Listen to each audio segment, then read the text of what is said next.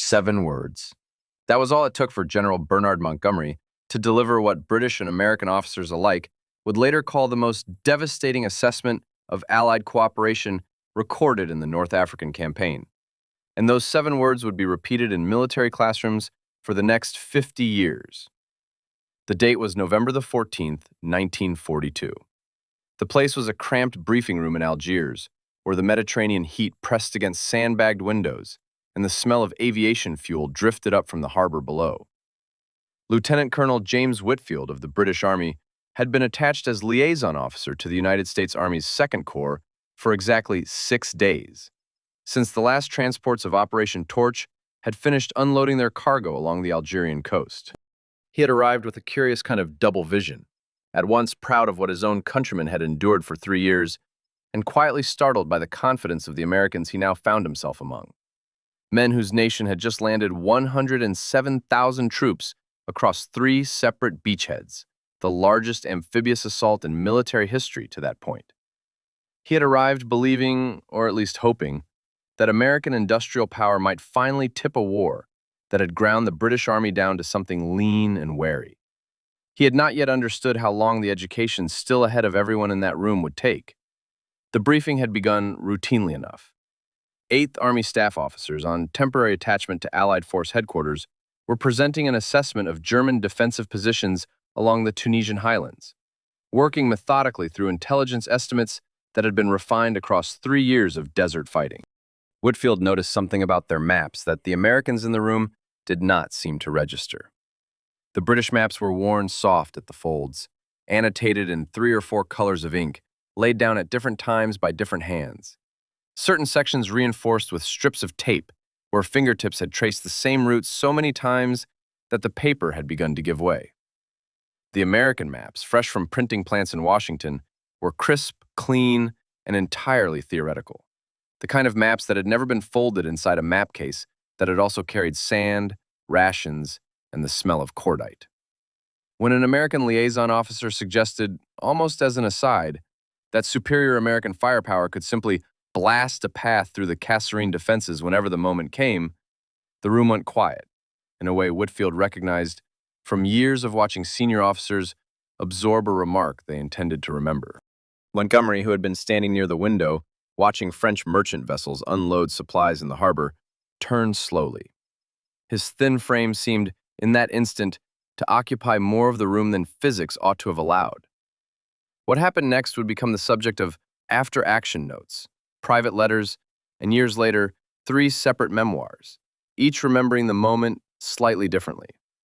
Montgomery walked to the situation map, lifted a single pin marking an American supply depot, and set it down again 30 kilometers to the east, directly in the path of ground that Rommel's Africa Corps would strike 3 months afterward, though no one in the room could have known that yet. He looked around at the assembled officers, British and American together, and said, without raising his voice, that they fought like amateurs, with endless money. He said it in the same flat, unhurried tone a man might use to remark on the weather, which was, Whitfield thought afterward, almost worse than if he had shouted it. The American officer who had made the original remark about firepower opened his mouth as though to answer, then appeared to think better of it. No one else in the room spoke for what felt, to Whitfield at least, like an unusually long stretch of silence. Outside faintly he could hear stevedores working the harbor, the ordinary business of a war continuing regardless of what was said inside any particular room. Whitfield would write in his own notebook that evening that the silence which followed lasted perhaps 15 seconds. It felt, he wrote, considerably longer than that. And he confessed he had spent most of those 15 seconds looking at his own boots rather than at either Montgomery or the Americans he had come to like more than he had expected to. Whitfield had spent the drive back to his own billet that evening, turning the remark over in his mind, the way a man turns over a stone to see what lies underneath it.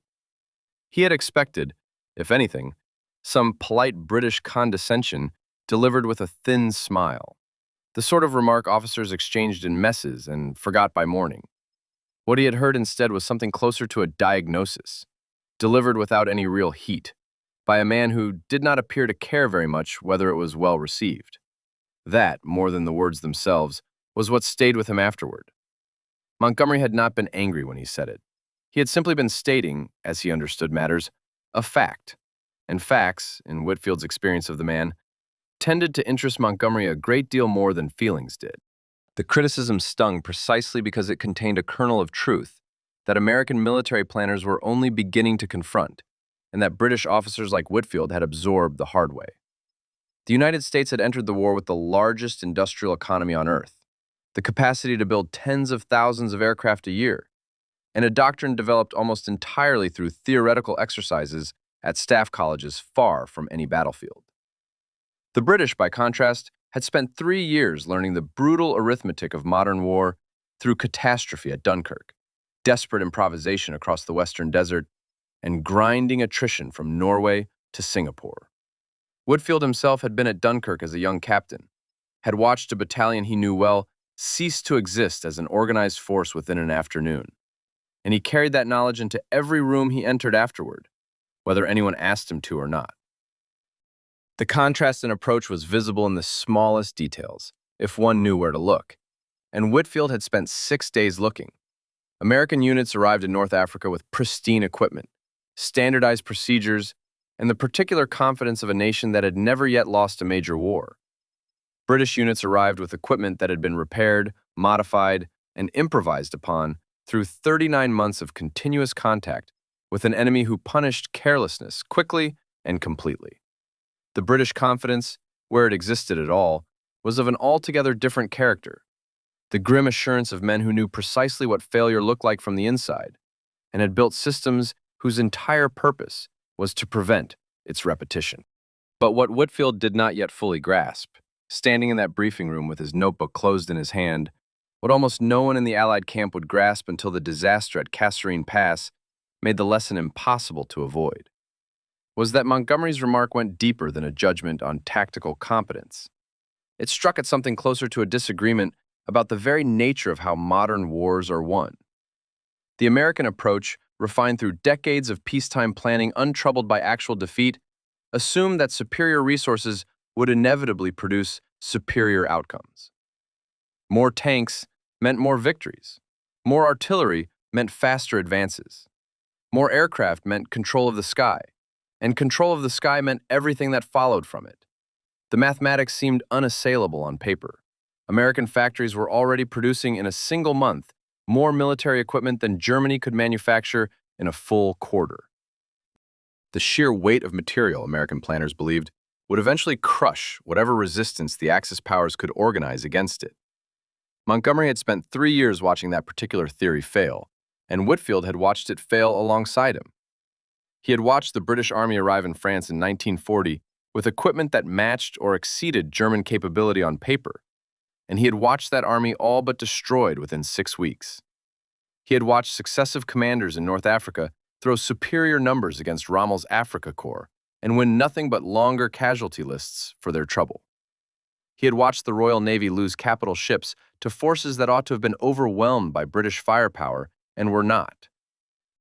And out of all that watching, Montgomery had built a different theory of war entirely, one that Whitfield had absorbed almost without noticing, the way a man absorbs the customs of a country he has lived in too long to remember arriving in. The reports that reached Whitfield's desk over the following weeks painted a picture of British operational thinking that seemed almost foreign to the American officers he now worked alongside each day. Where American doctrine emphasized speed and the concentration of overwhelming force at a single point, British planning documents spoke of what they called crumbling, the systematic degradation of enemy capability through coordinated pressure applied across several fronts at once, patiently, without haste. Where American officers spoke of breakthrough operations that would shatter an enemy line in a single stroke, their British counterparts spoke of battle procedure and concentration of effort, phrases that sounded almost bureaucratic until one understood what they had cost to learn. The terminology differences masked a deeper divergence still. American military education had produced officers who thought instinctively in terms of decisive engagement, the single battle that would break enemy resistance and open a clear path to victory. British military education, refined through 3 years of costly correction, had produced officers who thought instead in terms of cumulative effect, the gradual erosion of enemy strength until collapse became not a single dramatic event, but something closer to an arithmetic inevitability.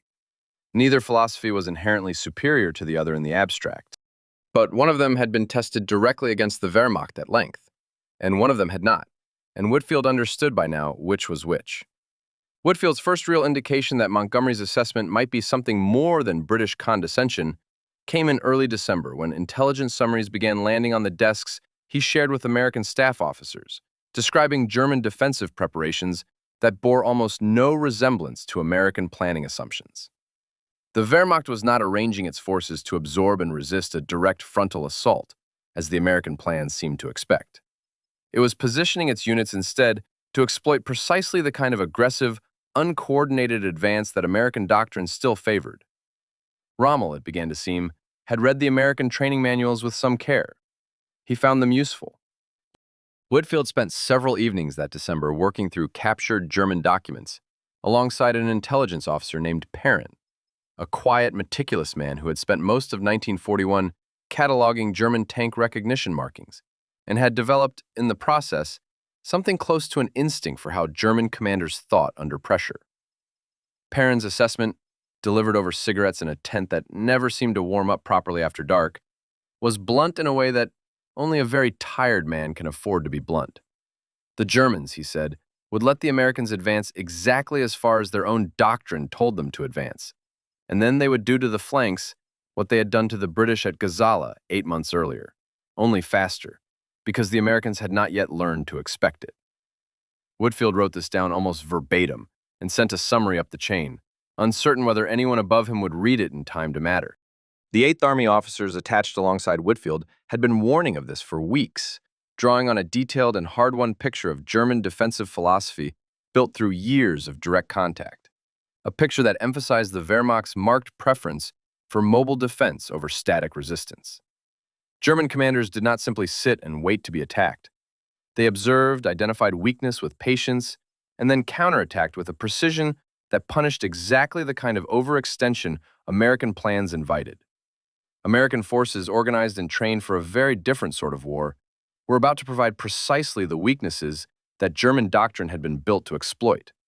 And Whitfield found himself in the strange position of watching men he had come to respect walk toward a lesson he already knew the shape of, without any way to make them feel its weight in advance, the way he felt it, carried in his own body from Dunkirk onward.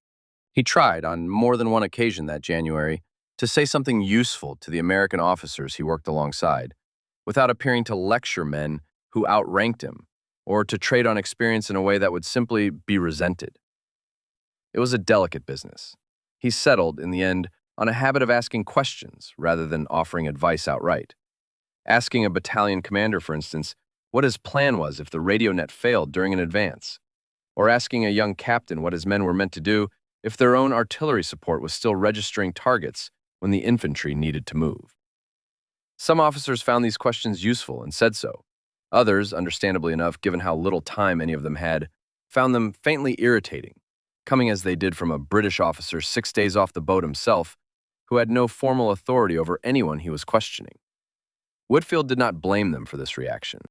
He would very likely have felt the same in their position, and he kept asking anyway, because it was the only tool available to him that did not require anyone to admit, in advance of the fact, that they might be wrong. What Whitfield witnessed over the following months would reshape entirely his understanding of what Montgomery had meant in that Algiers briefing room. The British criticism, he came to see, was never really about American courage, since no one who watched the fighting at Kasserine Pass could seriously question American willingness to stand and fight. It was not primarily about American equipment either, since the Sherman tank was by any reasonable standard a reliable and effective machine. It was not even, at bottom, about American training, though training would prove to be a significant part of what followed. It was about institutional memory, about the difference between an army that has been broken and rebuilt and an army that has not. The British army that Montgomery commanded in November of 1942 was not the same force that had been lifted off the beaches at Dunkirk in June of 1940. It had been rebuilt almost from the ground up, its doctrine revised through painstaking analysis of every failure along the way, its training programs redesigned around lessons that had been paid for, quite literally, in blood. Nearly every British officer in that Algiers briefing room had served through at least one catastrophic defeat, Many had served through several. Whitfield could name, without trying very hard, 4 separate disasters he had personally lived through before he ever set foot in North Africa. American officers, through no failing of their own, carried no such institutional memory yet. They were, whether they understood it or not, about to acquire one. The report that reached Whitfield's desk on the 21st of February, 1943, recorded that American forces at Kasserine Pass had suffered nearly 5,000 casualties across 4 days of fighting. German forces, attacking with roughly comparable numbers, had lost considerably fewer than half that figure. The ratio was not without precedent in military history generally, but it was without precedent for the United States Army in this particular war, and everyone who read the report understood it as such. Montgomery's assessment, it now seemed, had, if anything, been the conservative one. Whitfield had been present in a peripheral capacity for the worst of the fighting around the Kasserine defiles, attached that week to a forward liaison detachment whose job was chiefly to keep 8th Army informed of how the American withdrawal was proceeding. What he saw in those days did not resemble the orderly retreats he had read about in staff college case studies. He saw supply trucks abandoned nose to tail along roads too narrow to allow them to turn, their drivers having simply run rather than wait for orders that never seemed to arrive. He saw a battery of towed guns left intact and fully stocked with ammunition because the order to withdraw had somehow failed to include instructions about what to do with the guns themselves. He saw more than once junior officers no older than 23 attempting to hold together platoons that had lost every officer senior to them within the space of a single morning, and largely succeeding, in a way that struck him even then as remarkable, given how little preparation any of them had actually received for exactly this situation. He wrote in his notebook that the American soldiers he observed during the retreat did not lack courage in any way he could identify. What they lacked, he thought, was a shared vocabulary for failure, a set of procedures worked out in advance for precisely the situation they now found themselves in, of the kind that British units had painstakingly assembled over 3 years of losing battles. The Americans were improvising a response to catastrophe in real time, which was, Whitfield reflected, roughly what the British Army had also done at Dunkirk, except that Dunkirk had at least had the advantage of the sea at its back and a navy willing to come and collect what remained. But what happened in the weeks that followed Kasserine would prove far more significant in Whitfield's later judgment than the defeat itself. It would demonstrate something that even Montgomery, for all his hard-earned skepticism, appeared to have underestimated, which was the sheer speed at which the American military machine could convert humiliation into capability. The transformation, as Whitfield came to reconstruct it afterward, began within 72 hours of the disaster. On the 23rd of February, while the last American units were still consolidating whatever defensive positions they could hold, a convoy of 17 aircraft landed at the airfield near Aix-les-Bains. They carried not reinforcements, which was what everyone had expected, but something Whitfield and his 8th Army colleagues found far more puzzling at first.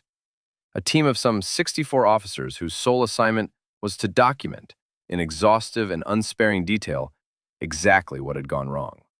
Whitfield, still attached to the American formations as liaison, found himself assigned almost by accident to observe this assessment team as well. His orders characteristically brief: observe and report back to 8th Army headquarters. What he observed over the following days defied nearly everything he understood from long and painful experience about how military organizations tend to respond to catastrophic defeat. The American officers did not appear to be searching for scapegoats, or at least not primarily. They did not seem to be drafting reports designed chiefly to protect reputations, their own or anyone else's. They interviewed every surviving company commander they could reach, every platoon sergeant, every tank crew that had managed to extract itself from the German assault. They photographed destroyed equipment in careful, methodical sequence. They measured the depth of shell craters to help calculate the caliber of the German artillery that had produced them. They timed, with stopwatches, precisely how long it took a message from a forward observer to reach a fire direction center and produce an actual shell on target. Within 5 days, they had produced a document running to some 347 pages, detailing with almost clinical precision every systemic failure that had contributed to the defeat. Whitfield obtained a copy of it through channels he never disclosed to anyone, including, eventually, his own memoirs. He read it in a single sitting, by lamplight, in a tent shared with two other liaison officers who had long since gone to sleep, and he remembered afterward being struck less by any single finding than by the document's tone, which was almost entirely without self-pity. British after-action reports he had read, including several he had helped write himself, tended toward a certain defensiveness, even at their most honest, a faint undertone of explaining rather than simply reporting. This document read instead like the notes of a surgeon reviewing a case that had gone badly, interested only in what had happened and what ought to happen differently the next time, with no apparent concern for how the findings might reflect on any particular career. He noted, too, the sheer density of small, almost mundane observations the assessment team had gathered. One page recorded that radio batteries issued to forward artillery observers had a service life some 40% shorter than advertised once exposed to daytime desert heat, a fact that had contributed directly to at least 2 documented instances of observers being unable to call in fire support at critical moments. Another page noted that maintenance crews had been issued the wrong grade of oil for tank engines operating in fine desert sand, leading to a rate of mechanical breakdown that had removed nearly a fifth of available armor from the battle before a single German shell had been fired at it. None of these findings were dramatic on their own. Together, accumulated across 347 pages, they amounted to something Whitfield had rarely seen before, an institution actively and rapidly teaching itself how not to fail in the same way twice. The document was unlike any after-action report he had encountered in 3 years of war. It assigned responsibility with something close to surgical precision to commanders who had ignored available intelligence, to logistics officers who had positioned supply dumps dangerously far forward, to communication procedures that had simply failed under the stress of actual combat. But it did not stop at diagnosis. It proposed remedies, and the remedies were specific, actionable, and, crucially, funded almost immediately. A request for 12 additional artillery battalions was approved within 48 hours of being filed. A request for new radio equipment operating on dedicated frequencies was approved and already shipping within 72 hours. A request to relieve the commander of the 2nd Corps was approved the same day it was submitted. The new commander arrived on the 6th of March. Major General George Patton stepped off his aircraft, wearing a helmet polished to the point where it caught and threw back the North African sun like a mirror, ivory-handled pistols riding on each hip, and an expression that suggested he regarded the defeat at Kasserine as a personal affront he intended to correct in short order. Whitfield watched him address the assembled staff officers from the edge of the group, close enough to hear every word, and, he later noted, wishing he had not been. Patton did not discuss strategy. He did not analyze German tactics at any length. He made no mention at all of Montgomery, or of the mood among the British officers he must have known was circulating through Allied Force headquarters. He spoke for perhaps 4 minutes about exactly what he intended to do to any officer whose men appeared in front of him in anything less than complete and correct uniform, whose vehicles were not properly maintained, whose units failed to meet the movement schedules he set for them. Then he asked a single question, addressed to no one in particular. Where are the Germans now? Whitfield, standing near the back of the assembled group, found the question almost comically direct after weeks of documents devoted to precisely the opposite kind of thinking, all careful analysis and measured caution. He wrote afterward that his first instinct was to find the question a little absurd, the sort of thing a man says for effect, rather than because it reflects any real plan. His second instinct, arriving a few moments later as he watched the staff officers around him actually begin producing maps and unit locations in response, was closer to admiration, tempered by something like alarm. It was, he decided eventually, a question that could only be asked usefully by a commander who already trusted that the underlying machinery, the artillery positioning, the supply chains, the communication procedures documented so exhaustively by the assessment team was now sound enough to support whatever aggression he chose to layer on top of it. Asked the same question 3 weeks earlier, before any of that machinery had been repaired, and it would have produced only another Kasserine. Within 24 hours, the 2nd Corps was conducting offensive operations again. Whitfield reported to 8th Army Headquarters that the American response to a catastrophic defeat appeared, against most of his expectations, to be functioning more or less as designed. His report was received, he recorded afterward, with polite and fairly comprehensive skepticism. Montgomery himself remained focused on his own front. The Eighth Army was preparing to assault the Meredith Line, and whatever the Americans were attempting in the western sectors struck him, by every account Whitfield could gather, as peripheral to the main effort of the campaign. He had, in effect, already written the Americans off as a serious factor for the remainder of the current fighting. This would prove to be an error, though one Whitfield never heard Montgomery admit to directly.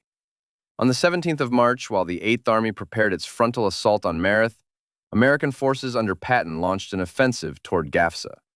The stated objective was modest: to secure a flank, apply pressure, and prevent German reinforcements from concentrating against Montgomery's main attack. What followed exceeded almost everyone's expectations, Whitfield's included. American armor, which had fled in disorder at Kasserine barely 3 weeks earlier, now advanced with a coordination that visibly startled the German commanders opposing them. Men who had grown used to dismissing these same formations as amateurish. American artillery, which had failed to provide effective support during the February disaster, now delivered fire missions with a precision that matched anything the British could produce on their better days. American infantry, which had broken under the first determined German counterattack at Kasserine, now held their positions against renewed armored assault and called in close air support with a proficiency that suggested years of hard training rather than a matter of weeks. Whitfield witnessed the fighting around El Guitar from an observation post attached to the American 1st Infantry Division, close enough to feel the ground move under sustained German artillery fire, and close enough, too, to watch how the Americans answered it. He shared the position with a young American forward observer, a lieutenant barely into his 20s who had, Whitfield later learned, been among the officers interviewed by the assessment team after Kasserine.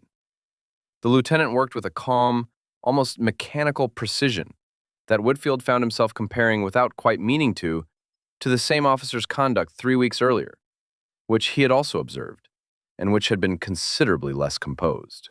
When Whitfield mentioned this afterward, carefully, the lieutenant only shrugged and said that someone had finally explained to him exactly what he was supposed to do when the radio net went down, and that he had simply done it, because now he knew, whereas before nobody had thought to tell him.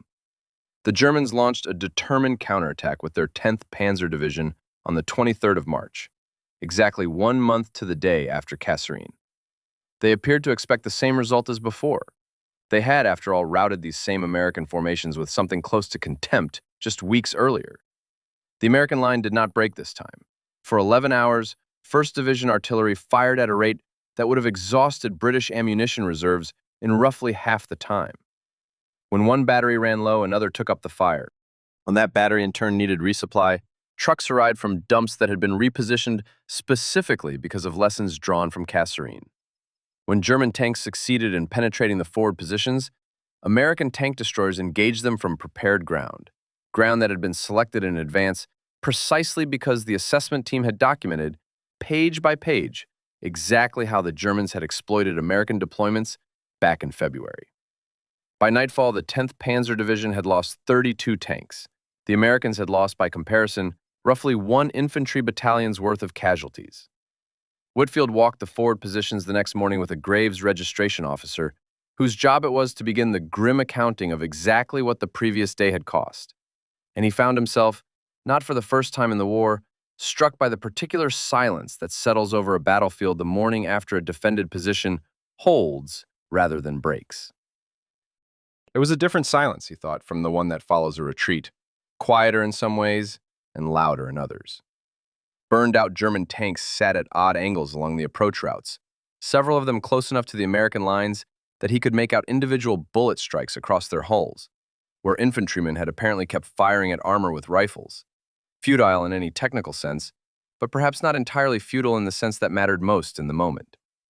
He noted the position of each wreck carefully in his own report, partly from professional habit and partly, he admitted to himself only much later, because he wanted a record he could return to, proof that this particular morning had actually happened the way he remembered it happening.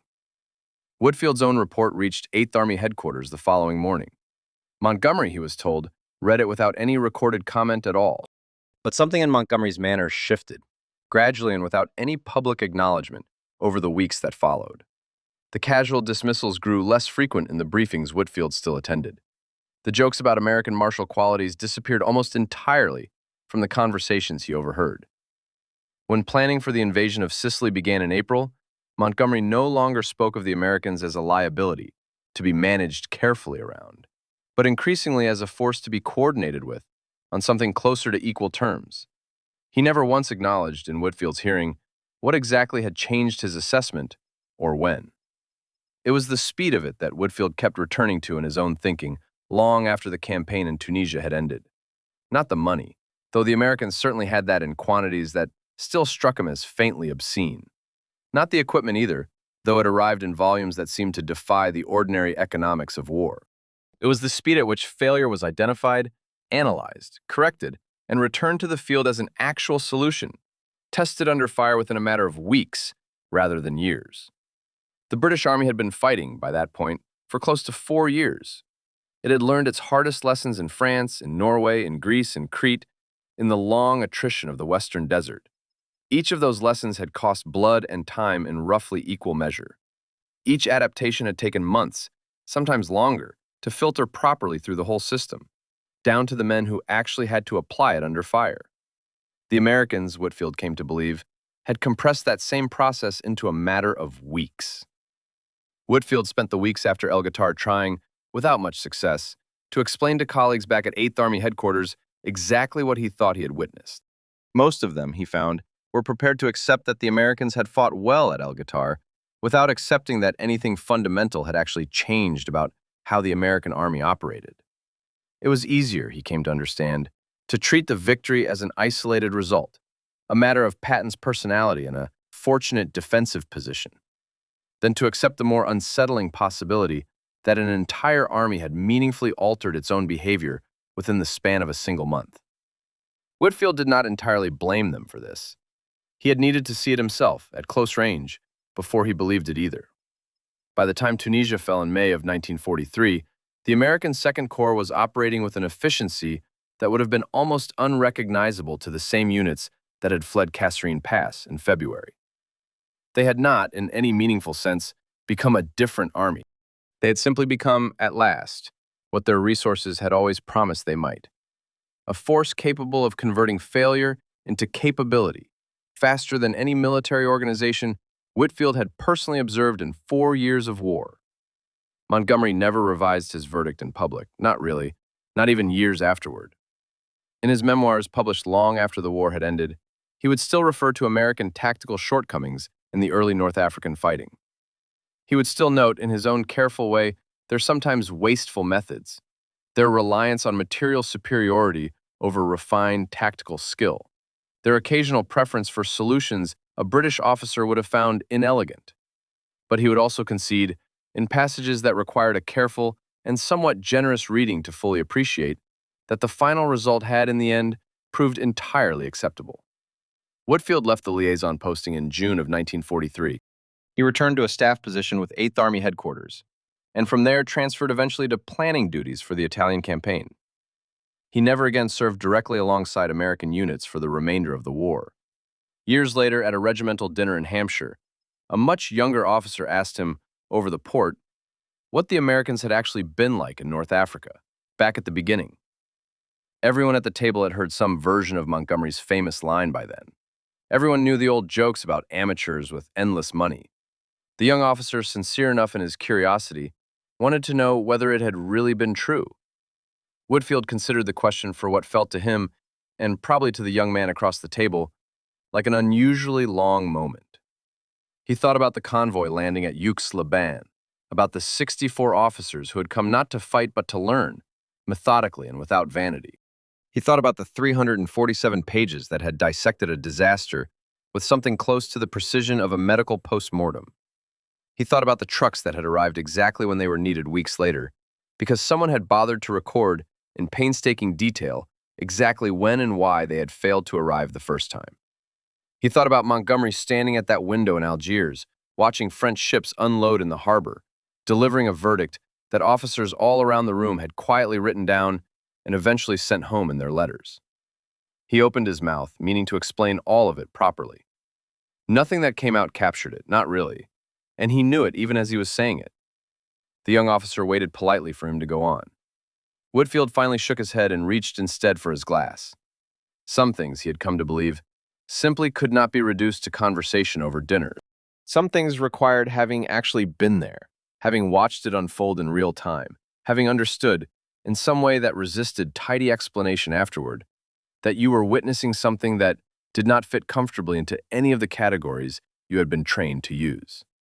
He never tried to explain it fully again after that evening, though he did, some years later, put a version of it into a short, unpublished memoir he wrote mainly for his children, at his daughter's insistence, in the last decade of his life.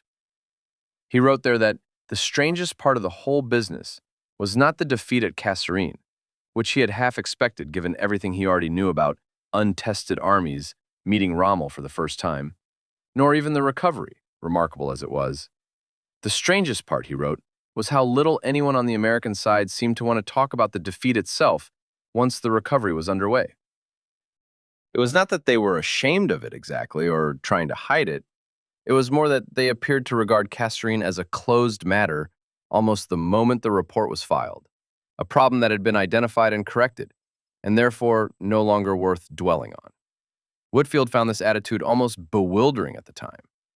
The British Army of his experience carried its defeats forward for years, discussed them at length in messes and staff colleges, turned them over from every possible angle long after the practical lessons had been extracted. The Americans, by contrast, seemed to extract the lesson and then simply set the defeat itself aside, as though it belonged to a different, already closed chapter of the war, rather than to an ongoing story about who they were as an army. He wondered, in that same unpublished memoir, whether this was itself part of what had allowed the recovery to happen so quickly. An institution that spent less energy metabolizing the emotional weight of its failures might, he speculated, have more energy left over for the purely mechanical work of correcting them. He was careful to note that he did not know whether this was admirable or simply different, and that he had never fully decided the question, even after several decades of thinking about it on and off. He also wrote, in a passage his daughter would later say was the one she returned to most often after his death, that he had come away from that 30-day stretch of the war with a permanently altered sense of what an institution actually was. Before North Africa, he had thought of the British Army, and by extension the American one, as something closer to a fixed inheritance, a body of doctrine and habit, handed down largely intact from one generation of officers to the next, modified only slowly and only at the margins. What he watched happen to the American Second Corps between February and March of 1943 convinced him otherwise.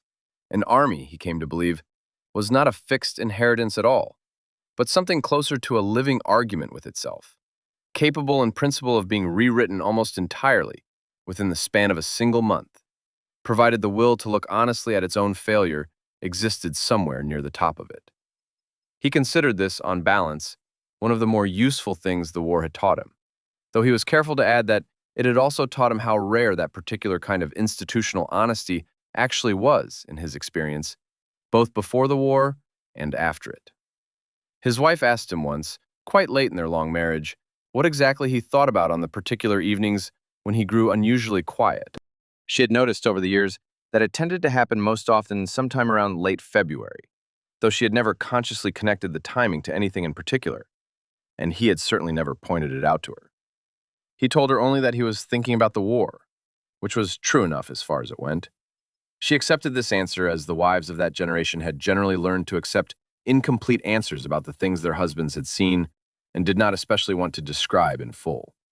In his last years living quietly outside Winchester with his wife, and on weekends, whichever of his grandchildren could be persuaded to visit, Whitfield took up the habit of reading American military histories as they were published, ordering them by post from a bookshop in London that specialized in such things.